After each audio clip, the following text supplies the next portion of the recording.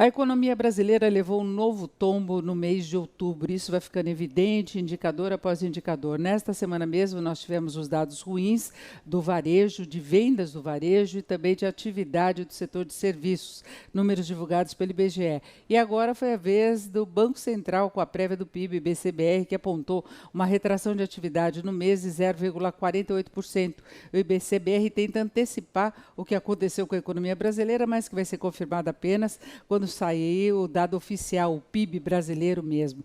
Agora, de qualquer modo, é a mesma variação ou retração registrado pelo monitor do PIB da Fundação Getúlio Vargas, 0,48% de retração em relação ao mês anterior. Agora, na comparação com o ano passado, a situação é muito pior. No caso do IBCBR, a retração chega a 5,38% e no acumulado em 12 meses a 5,09%. É como se a gente estivesse vivendo uma nova onda de recessão no meio da recessão, que a recessão continua muito presente. Em nenhum momento nós conseguimos ter um desempenho efetivamente positivo da economia brasileira. Tivemos, sim, alguns dados pontuais melhores no caso da indústria, mesmo no comércio. Esses dados ficaram restritos àquela fase de transição do governo, começo da interinidade, veio mais ou menos de maio até julho, quando a confiança impulsionou uma atividade maior, um consumo um pouquinho melhor, mas depois se percebeu que as dificuldades da economia brasileira continuavam muito presentes. O brutal desequilíbrio das contas públicas que o governo agora tenta corrigir, a condição de vida do brasileiro que piorou muito, com anos de inflação muito alta, restrições ao crédito, endividamento elevado, dificuldades de pagamento, inadimplência também em alta, juros absurdamente elevados na ponta final, no rotativo do cartão, no cheque especial.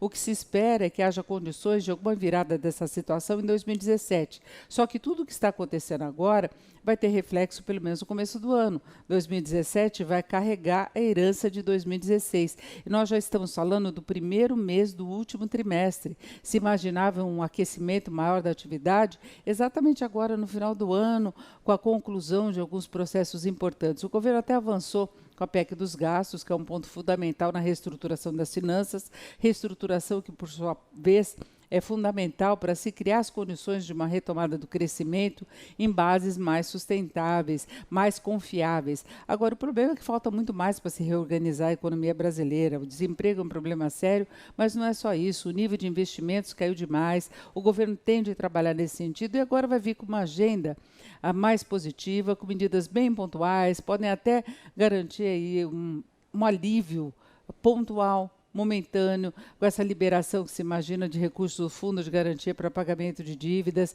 é ver se as pessoas vão aderir a esse processo, porque o Fundo de Garantia é sempre uma reserva, principalmente no momento de desemprego em alta. O governo também quer livrar um pouco do pagamento de imposto das empresas, aquelas que estão com prejuízo, fazer outros parcelamentos. BNDES também está renegociando dívidas, virão algumas medidas específicas para o sistema financeiro via Banco Central, pode haver até aquela antecipação do reembolso de recursos provenientes de compras feitas, pagas com cartão de débito, com cartão de crédito. O lojista espera um período muito longo para receber esse dinheiro e está todo mundo precisando de capital de giro.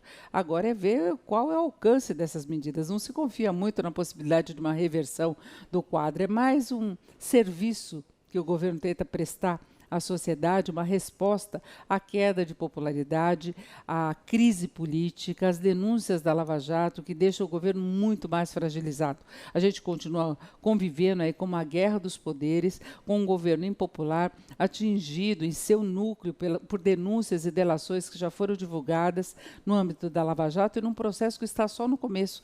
Então, a gente tem, de novo, a crise política caminhando muito junto com a crise econômica.